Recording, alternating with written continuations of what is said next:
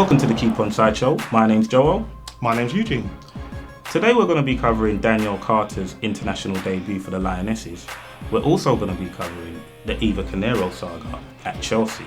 Sticking with Chelsea, we'll be covering Deigo Costa's antics over the weekend and also West Ham's early season form with Slaven Bilic.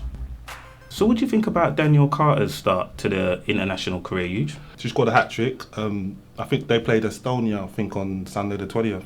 Right.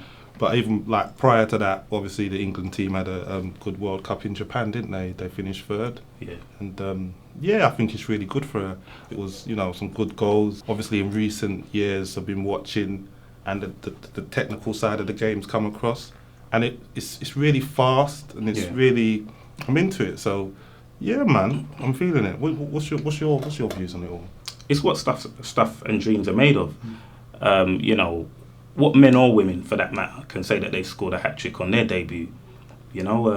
She so happens to play for a good club. I don't know. The rumour mill has it that, it's a team from North London, red team. I don't know. You told me what team. I'm not sure. I don't really know now from North London, to be fair. It's Arsenal Football Club, by the way. But, okay, you know what I mean? Arsenal. Yeah, like I said, fantastic. The Keep Onside show also caught up with another promising talent from Crystal Palace, Umira Prince. Okay.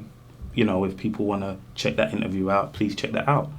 Sticking with the topic for women in football, we were looking at Eva Caneiro and Chelsea saga. What do you think about that? Do you want the truth?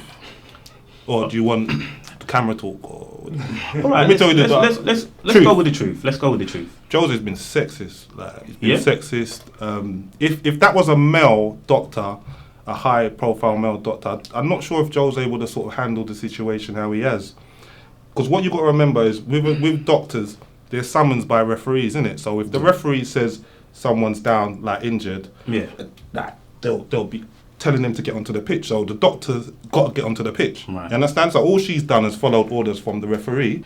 It's a funny one, really, because you've got an ex-translator, come a football manager, making a medical assessment in the space of 2 seconds in his technical area. But he's a special one, remember that? Yeah, Him special one, he is a special one, but for me, he lacks class.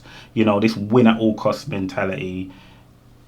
I don't like it, Huge. I'll be honest with you. Is it because it's you're Arsenal, or just is it got something to do with that? No, not at all. Jose Mourinho seems to be glorified over here. Anything he does seems to be glorified. And it never is looked upon as being disrespectful. So if he says something disrespectful in his press conferences, it's, he's got under the other person's skin. Well, hang on a minute.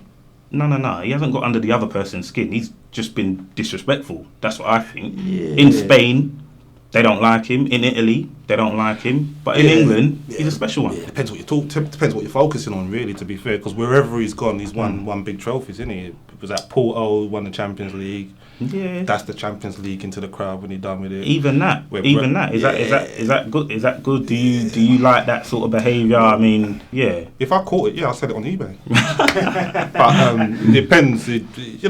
It's just, I don't know, it's part of Jose, isn't it? Yeah. Everyone knows Jose comes with a bit of arrogance. Everyone knows Jose has a siege mentality. It's part and parcel of Jose. It's just if you take that away from him, what you're left with. Moving on to our next topic, is Deigo Costa. Obviously, he's been in the headlines, isn't he? Yeah. Been puffing up his chest and going like him a bad boy and all of that. But it was against your team. So what's your take? Well, I'm going to be somewhat hypocritical because on one hand, I'm going to say, you know what, the images that was being shelled out to the rest of the world and the kids and all of that wasn't good. Any chance of sour grapes? No. What was the score? What was the score? Did you lose? We lost the game. Sour grapes. We lost the game, fair enough.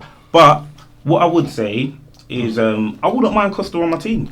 And I think a lot of people would say that. I wouldn't mind Costa on my team. I really respect the honesty, because I've speak to a lot of Arsenal fans, and obviously you lot lost and they're going to be upset. But I still believe, for me, Costa is a very, very good striker. He is.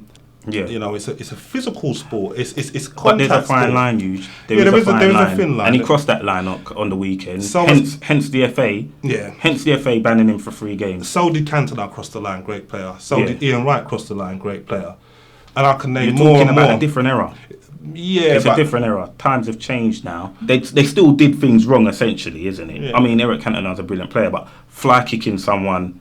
I'm not condoning that. Do you know what I mean? I'm not condoning that, but Wayne Rooney's this era, Yeah. and Wayne Rooney used to have an edge to him, and Wayne Rooney used to bang in goals for fun. Yeah. Fergie took that out of him a long time ago. You think so? Yeah, well, does he score a lot of goals now?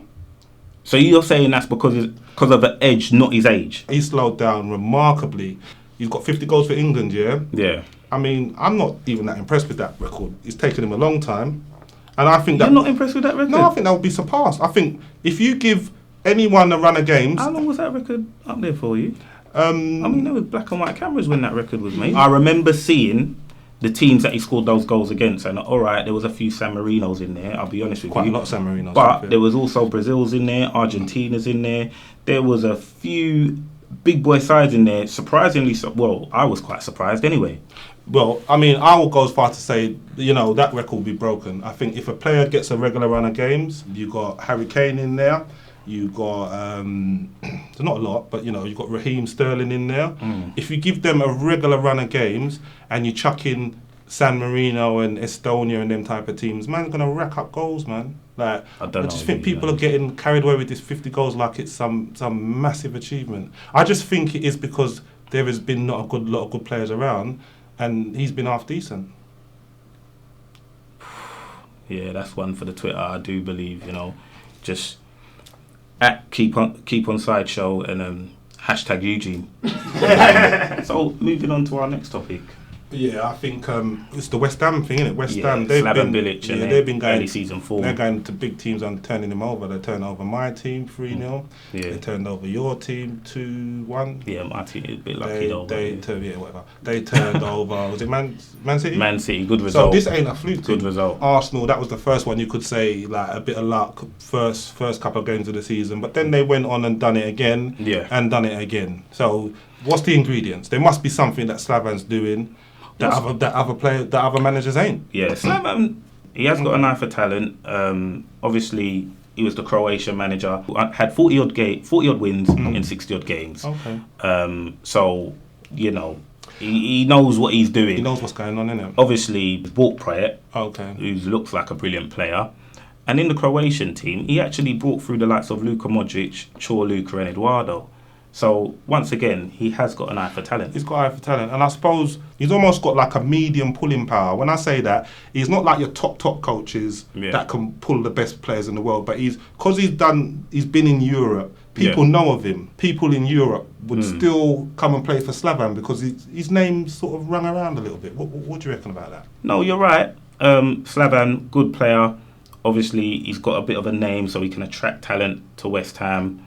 It's early days, though. I don't want to put a dampener on things. It is early days. Very early days. Remember, Andy Carroll's still got to come into the throw. And what they're going to start doing when he comes back? They're going to find it hard bringing him back and introducing him into the side. Because at the end of the day, how can you drop Sacco? How can you drop Valencia? These are guys who, at least even last season, West Ham were punching above their weight. West Ham were like top 5, for long periods of the season. So, yeah, he's going to find it hard to get back into the team. He is, but as you know, it's not just talent that makes you get into a side. There's all different types of politics that make you play. It's almost like a big player on big wages can't really sit on the bench too long.